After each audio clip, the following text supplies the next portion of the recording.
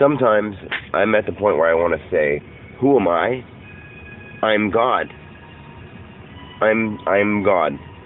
I want to say that to people because I know I am. But then when I'm around people and I know about their social standards and their ways of thinking and their unacceptedness of whatever, I can't do it because they would just laugh. And no matter how much I believe in me, it just makes me look crazy. No matter how much I believe it, people aren't going to believe it. So there's,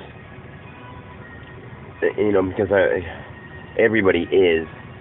People look at God as this big, huge, extra being. It's not an extra being. It's a thing that you understand about life. It's a thing that you become all things that exist and how they are here.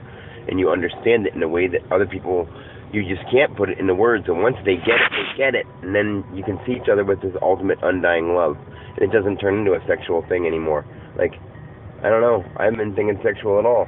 I mean, I could, but it's not like it matters. Like, I love everybody. I'm in love with everything.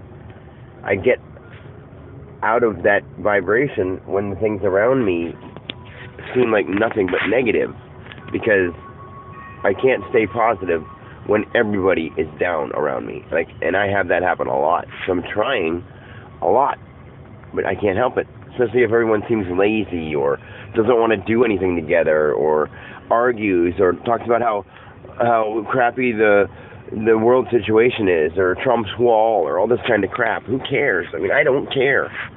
I mean, I feel really bad to say this, but people that die, and like the kid that got hit by the bus the other day, like, it's horrible right here in this space and time, but they had a soul contract to either experience that so that somebody in that, say their mom or dad needed to learn a lesson in this lifetime. That was their lesson of loss. Or that person himself was making up for some past karma of harming somebody or killing somebody or being negligent and being the one who got hit, or being the one who did the hitting, you know what I mean? Like, it was their way of their soul's karma of getting that. Like, that body was just a vehicle of doing it. Yes, that body feels the pain for a second, but once the soul separates from the body, it goes back to what it really was, not just a human. Like, my body vehicle is just as valuable as a 1 second old, just newborn baby's body vehicle. Like, that spirit is just as strong. It just hasn't recognized its body yet. And once it awakens in its body, it'll be just as smart or just as strong. And if it not, it'll go back to the thing and it'll probably be more confused. But, I mean, I've gone through so many incarnations or so many scenarios and simulations and spiritualations, I don't know what you want to call them, that I get it all, but I can't put it in a term. Like, you do go up and down on your consciousness level between life. Like, if you are born and you grow to be my age and your consciousness gets to this level, I mean, I can only feel it I can only tell it through my body now. See, that's the weird thing, is I understand what I'm saying, but since I'm in my body, I can only explain it through the senses of my body to try to relay it to other people. Like, when you're a baby and you die newborn, you don't really get to develop your brain or think much, so that one short piece of blip of time, whatever we call it, in that body vehicle, confuses you a little more. So then you realize what you need to do, and you come back as something else, and you make another contract. It's weird. It's really weird, and it's hard to explain, but everyone will see. Everyone will see what I mean. That's the good thing about it, is they'll all see what I mean, and maybe we can pass this down throughout time so that people who communicate with other, any psychics who truly can see people on the other side, and all those people, they can listen to these cassettes or these recordings that I have, and be like, wow, somebody else has actually been there and done this before. I mean, there's plenty of people who say they have, but if not, or if there are, then I don't know why I can't find anybody who understands what I'm talking about. So I got to put this out there so that people can understand me. But I've been afraid to say it because people don't accept that very much. If I walk up and say I'm God, I mean, so are you, but you're not understanding what I mean by it, because we all are the same thing. So yeah, I guess male or female or animal, I guess we could all make love and kiss and stuff, but you know what I mean? That's just not how we play it out in this world. It's not what we do, just because we've given it those stipulations. I mean, you can literally do anything. Anything. There's nothing that's wrong at all. You're just experiencing it in this body vessel until this one passes on and you do something else. If they electrocute you, you go do something else, you learn something, and your soul takes it.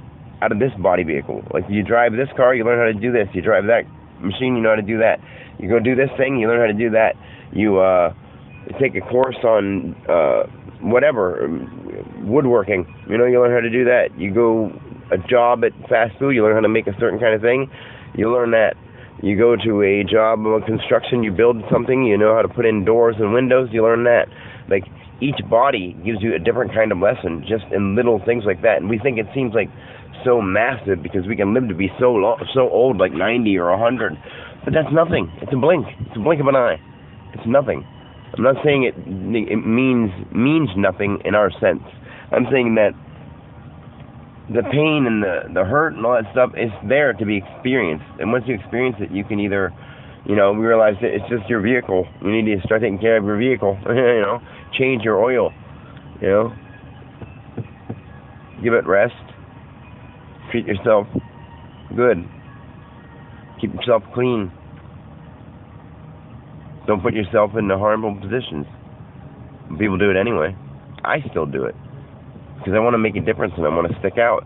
But I mean, if you were just relaxed and you went the way and you just were accepted the way you are and you didn't worry about having anything expensive or doing anything like this or having a nice car or doing that, like, I still want to live in this life and have my kids and have a family. So how am I supposed to do that without getting that money and the car and the fame and doing it the way I love and doing it the way that'll help? Because that's like truly living this game up to its fullest, like being the winner of the Monopoly board, but at the same time being spiritually conscious at the same time and loving and helping and contributing. That's the difference. You're not supposed to be Milton Moneybags and flash it. No, you're supposed to be a combination of all the winners, okay? The rich guy, the spiritual guy, the athletic guy, the Super Bowl champion, the Kung Fu master, the righteous priest, you know, all those things together are what you're supposed to accomplish. Not one, not a little piece of this, a little piece of that. You are all those things. So celebrate the great things. Don't discount the little things. They're just people who see a failure as a defeat, a failure or a mistake or a loss, a learning experience.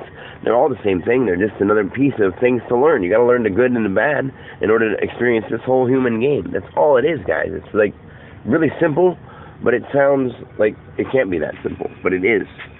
So anyway, I didn't mean to go off that much, but I love you and peace.